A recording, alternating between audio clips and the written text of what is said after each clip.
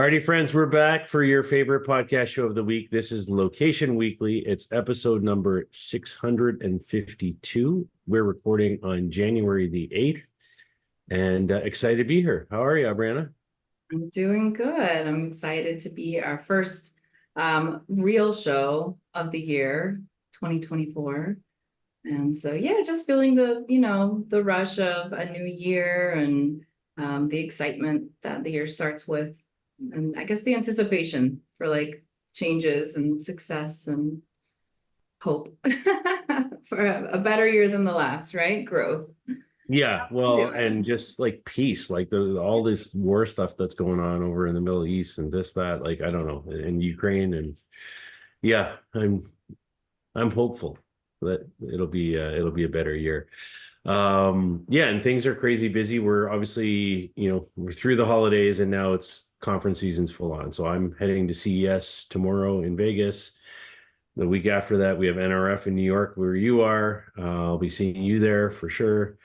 And then it kind of just keeps rolling from there. I do want to though just give a quick shout out. So, and you'll appreciate this. So I was in a catch-up meeting earlier today with a former colleague, business associate, who's now with an agency called Operatic, who watches the podcast every week. And she's like, I watched last week's podcast show and it was great. And so shout out to Shaylin and thank you for continuing to watch the show. There you go.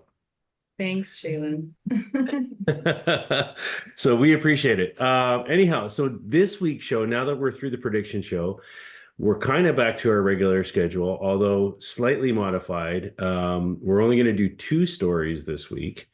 Rihanna will do one, I'll do one. And then in the middle, sandwiched between that, we have a guest interview actually from a company called TT Rideshare. So I'll talk more about that in a little bit. But why don't you kick us off, Brianna? All right. Well, this one comes very close to me from Samsung, an announcement that was just made a couple days ago.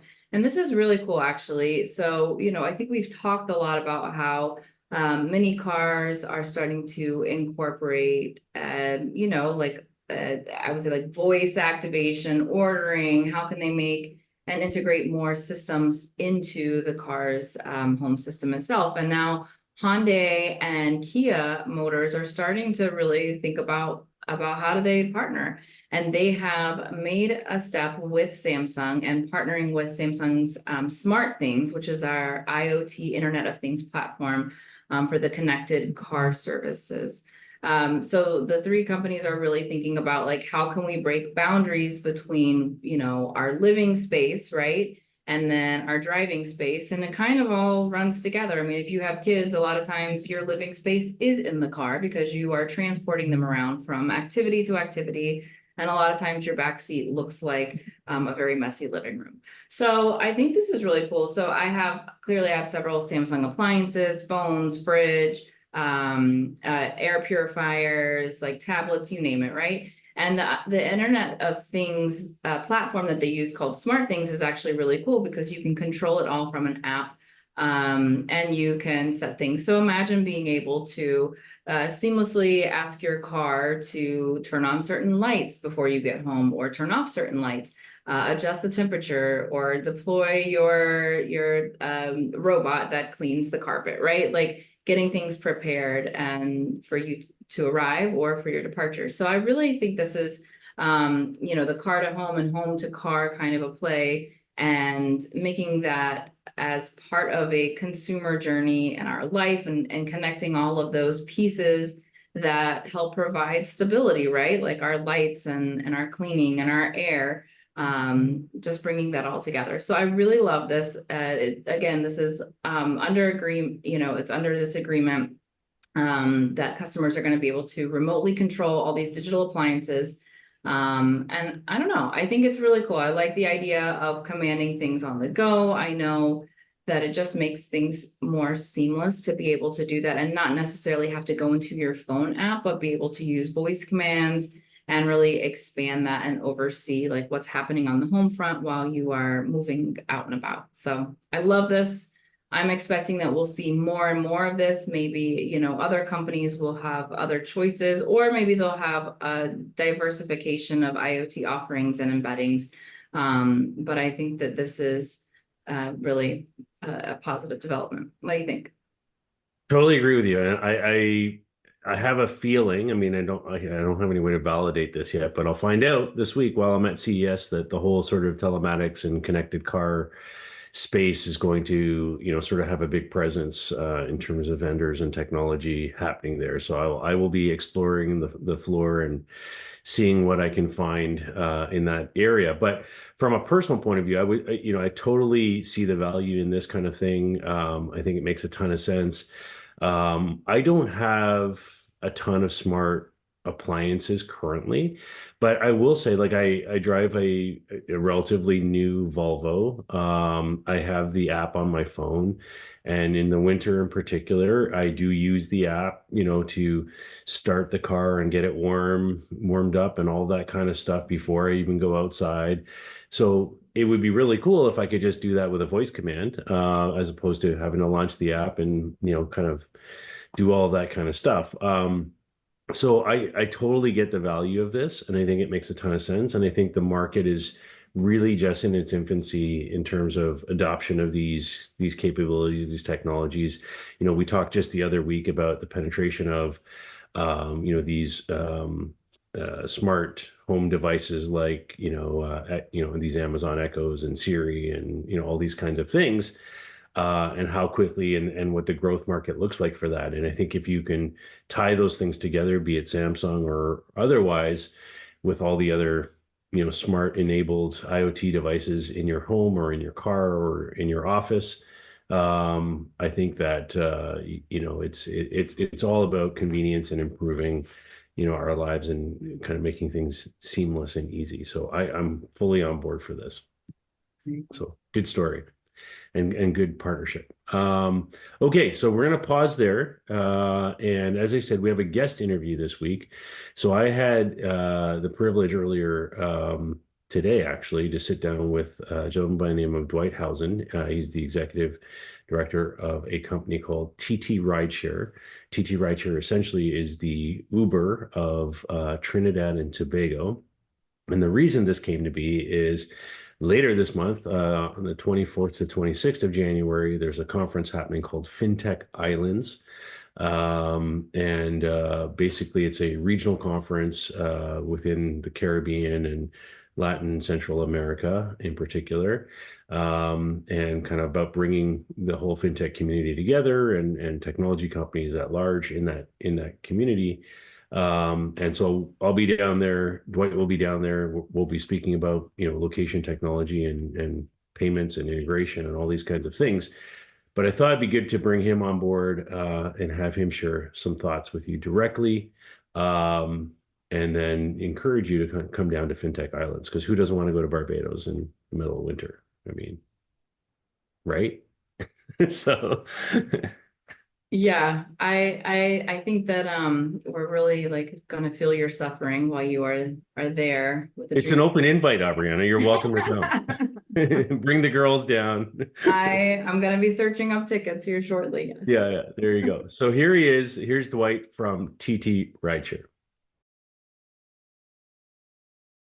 So Dwight, welcome to Location Weekly. How are you? All right, Asif, thank you very much. Hi, everybody.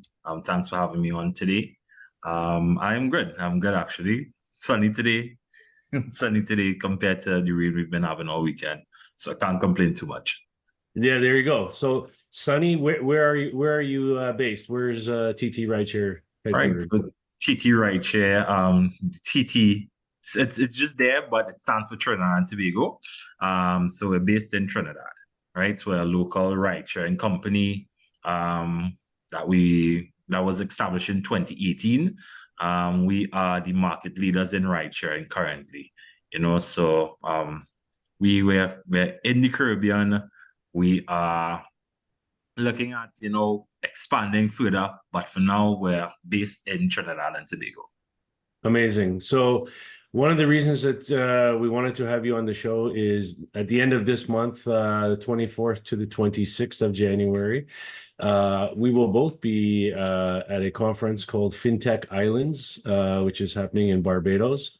And you'll be speaking there. And so we thought, let's get you on the show and kind of give people a little bit of idea of kind of, what you guys are all about and some of what we might be talking about there. But let's start with, what was the basis for creating TT Rideshare?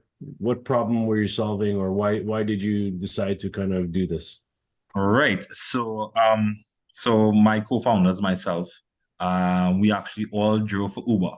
So for persons who don't know, may not have known, Uber operated in Trinidad for about a year and a half. So, right, just on average about 18 months. And they quickly paused operations, literally given a day's notice that tomorrow they're going to pause operations in Trinidad. So essentially for us, we there's not much time to think. We had like a whole group of drivers that gathered, trying to figure out, what was this about? What was the reason behind the move? And then, a smaller group kind of came out of that, 10 co-founders, and we decided, you know what? This is a huge opportunity. It's a loss for a lot of persons, a lot of drivers, like ourselves, but it's a huge opportunity for locals to step in and fill a huge gap. Right. So within about 3 weeks of Uber leaving Trinidad in 2018, TT Rideshare was launched. Right. And we were able to more or less capture a wide segment of the driver market, and then quickly following the rider market. And from there, we continue to grow and expand for the last 5 years. Excellent. Yeah, no, that's a great story of kind of, trying to fill a market need, when kind of, a brand that came into the market wasn't able to continue, and, you're kind of left with, how do we service this when there's a market as a driver. So that's interesting. Correct. When we talked earlier, one of the things that you mentioned to me about the market in Trinidad and Tobago and the broader Caribbean in general, one of the challenges there is it's a highly unbanked, sort of market, a lot of cash, very unbanked transactions. How has that played into, how your system works today? So it's provided a lot of opportunity for developing relationships with financial institutions and for drivers to start to develop relationships with financial institutions. So predominantly taxi drivers, taxis in Trinidad, everything is cash-based. And because of that cash base, it's very difficult for self-employed drivers to acquire any kind of banking facility because there's literally no paper trail. So one of the great opportunities that we were able to give drivers is we track all your earnings and all your trips. And drivers with that over the last 2 years, we've had persons who can actually present to their bank financial statements of their earnings throughout the months or the years. And, you have persons who've been able to open bank accounts or even get loans based on, stable earnings, throughout the years. So you have part-time drivers and you have full-time drivers. So, full-time drivers who don't have any other income other than driving or ride sharing, they've been able to show a flow of cash, and it's something that, it's backed by a system. So that was one of the great opportunities that came out for, drivers that would have traditionally just been doing taxi operations and not being able to present anything. Yeah, that makes complete sense to me, right? And having a trail, having a way for them to manage and kind of understand, sort of the transaction volumes and flow through that makes a ton of sense to me. Correct. Obviously we're the location-based marketing association, so we're front and center in kind of the use of location data and geo-positioning technologies and things like that. Obviously, when you're talking about a rideshare app, this is central to to the operations of that. But is there anything unique that you guys are doing in how you use location data within your mobile app infrastructure? Within our application, what we do a lot is look at the data and analytics. Ride sharing, because we are the leaders in the ride share market, we have been able to collect and gather a lot of data. And what we have worked on within the last 2 years of our operations is focus more on our analytics and data segments. So one of the things that we focused heavily on was geolocations and customer segmentation. So we are able to see, where customers are underserved, where you see a lot of unfulfilled rides and requests. And we try to market and push drivers towards those locations. So geolocations are really big in terms of the data and analytics that we use in terms of being able to reach out to riders and to provide a better level of customer service for persons that do have those bad experiences. We can look at hot zones where you have maybe one rider requesting 10 times, and then what we try to do is we look at those areas and see why those type of areas are underserved. And we also look at ways to compensate riders for those bad experiences. So when we see riders who have 10, 15 requests that goes unanswered, the fulfillment would be low at those points. And then we kind of make some recommendations to those riders. Sometimes it may be an issue of safety, where the location may not be perceived as safe, and we're able to reach out to those riders and say, there's a verification process where, if you verify your account and drivers see that there's a green tick for verified accounts, drivers are more inclined to take your trips. So in instances like that, we look at locations and the lack of fulfillment within certain areas to kind of guide customers to a way to better experience the service. Makes a ton of sense. Yeah, it's a great use of data as well. I mean, I think that the challenge with a lot of these types of applications is there is actually a lot of data available, but often you don't have the teams or the expertise to really dig into that, analyze that, and then turn that into something that's actionable and can affect real change and positive impact for the business and ultimately the end customers as well. So that's great to hear that you're doing that. Yeah, so it's good that you said that, just because within our first few years, we missed a lot on the mark of there. Well, we've been in operations for 5 years, and for the first 3, we just gathered data and collected data. And there's no real way for us to utilize it in a meaningful way. So we spent the last 2 years really trying to look at the data that we've mined and try to segment it to offer, something of more value to both riders and drivers. Yeah, it makes a ton of sense. So coming now back to the conference. So again, you're going to be a speaker at FinTech Islands, which is January 24th to 26th at Sam Lord's Castle in Barbados. What we want to encourage people to come out, especially businesses, companies, who are operating within the Caribbean, within the West Indies, within the region overall. In fintech and location, in these sort of adjacent areas, what can people kind of look to you, to your talk, your panel, your discussions, what can they expect to hear from you? What's a key message, a little tidbit to tease the audience about why they should come to hear from Dwight? Right. So what I would like to get people to, focus on is the fact that we are a global village, right? And technology has been able to connect so many persons, so many people. A lot of our vendors that we utilize in terms of technology, they are from different parts of the world.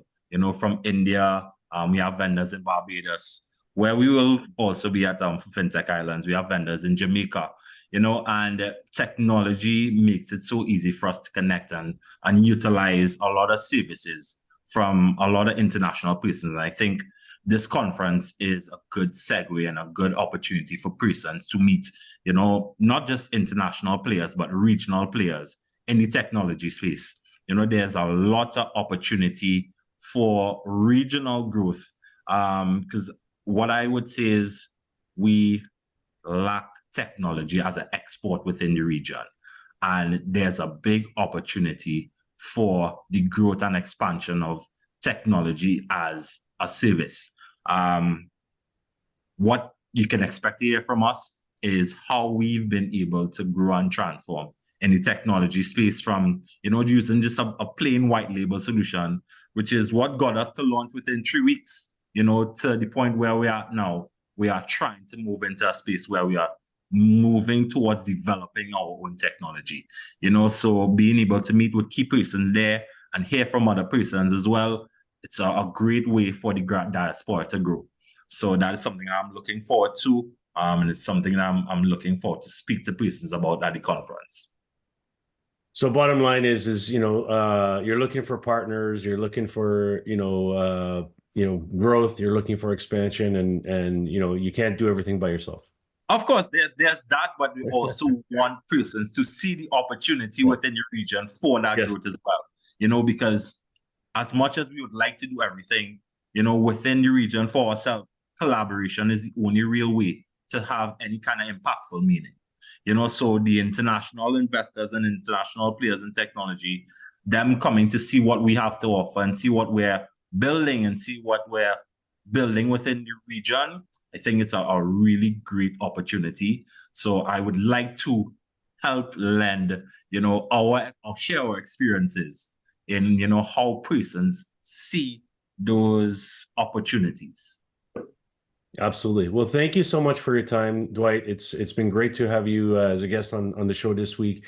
Again, we want to encourage our listeners and our viewers to, if you're in this space, to come to FinTech Islands. It's January 24th to 26th in Barbados. Who doesn't want to go to Barbados, in winter, right? So let's do that first of all. And it's just fintechislands.com is the website, so you can check it out there. And you'll see Dwight. I'll be there, and we would love to have you. So thanks again for your time. Much appreciated. All right, everybody. Thanks, Asif. Y'all have a good one. Everybody be safe, and looking forward to seeing you at FinTech Islands.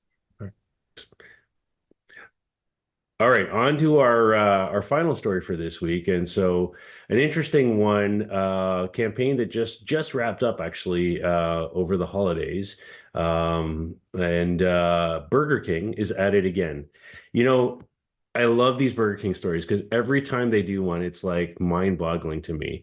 And so this time they're using facial recognition technology. And this is Burger King in Brazil in particular. And the campaign's called the Hangover Whopper.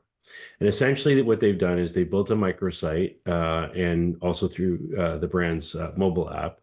And the campaign encourages the users to basically take selfies of themselves. And then facial recognition software essentially scans their face and it measures your hangover level on a scale of 1 to 3. And then the site basically, based on where you fall on that scale, then recommends which combo is the right one for you. Is it the Whopper Junior or the double, or whatever it's going to be for your post-party state of hangoverness, I guess. So, and then you're prompted from there to then share your results, on social media. So this was created by an agency called DM9. It just wrapped up on January 2nd. And basically when you do this, you get a coupon, towards this, this Whopper combo. So you're getting a discount. So you're incentivized to do this. But the interesting thing I like about it is that the coupons are only available for Burger King delivery. So this is a way for them to drive, more sales and more traffic on their delivery service, which I think is cool. It's brilliant. It's fun. And initially, I have to say, my initial reaction to this was, well, yeah, okay, I get the fun aspect of it, and we're sharing some stuff on social media, but how do you really know if I have a hangover or not, or whatever, right? Turns out there's lots of studies out there. Ad Age has reported on this, and other studies are out there saying that have documented how alcohol consumption influences facial recognition. And so, most of us now, like I just got a new iPhone, you got your Samsung phones and all that kind of stuff. We use our face to unlock our phone or, sign into different apps or different kinds of things all the time. And apparently one study suggests that alcohol can heighten a person's sensitivity to expressions of disgust and contempt. So there's lots of data on this apparently out there that's saying your face actually changes based on how hungover you are. And so they're not so far off, as I had might have thought by this. So I like it. I think it's fun. I like that there's a sharing component. I like that there's a couponing component. I like that there's an incentive to drive traffic to the delivery service. If, obviously that's an objective for them to grow. So yeah, I just like it. I think it's cool. I do like all those things that you mentioned. I think it is fun for sure. It is creative. I do love that they are moving people from like the go-to restaurant to the delivery service. I think that's super smart. And I enjoyed reading some of the commentary on it about like how this is a terrible idea with the facial recognition. I mean, you're always going to have the naysayers around anything facial recognition related, but obviously this was opt-in and consensual. So I think this was like and I think that in Brazil, it makes sense. You've got many places that are moving away from it, but certain countries tend to be a little bit more open-minded to certain technologies, and I would say this is probably fitting in one of them. So, Burger King does it again. It's fun. It's catchy. Yeah, and just to add one piece to that. So many years ago, even before just before I started the LVMA, I was in the Wi-Fi sector, and I worked in Brazil quite a bit, with a company that was running all the Wi-Fi for the, fast food chains and the airports and all this kind of stuff. So I spent a fair bit of time in Brazil. And one of the things I learned, even at that time, is the average. So it's a highly, unbanked, as we talked about earlier with TT Rideshare, these markets, highly unbanked market. But the average citizen actually has multiple cell phones. So most people have like more than one phone. And so I think driving traffic to mobile, driving, to these apps and to these delivery things, again, kind of just works really well in a market like this. Yeah, sure. So that's it for this week. Thank you for listening and watching. It's been episode number 652. And we will be back next week with another show, and probably lots of news post CES. So we'll see you soon. Take care. Bye. Bye.